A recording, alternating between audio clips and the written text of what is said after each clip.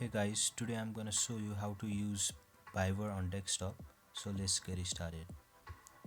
At first, launch your Viber app on your PC. Here you can see the QR code has appeared on your screen. After that, you have to scan your QR code from the device where you have logged in your Viber account officially. Grab your phone and scan the QR code. After scanning the QR code, your Viber account will successfully logged into your desktop. So there you go.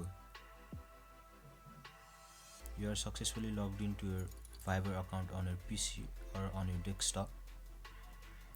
If you have any queries or you are getting some problem, feel free to ask in the comment section. Thank you for watching.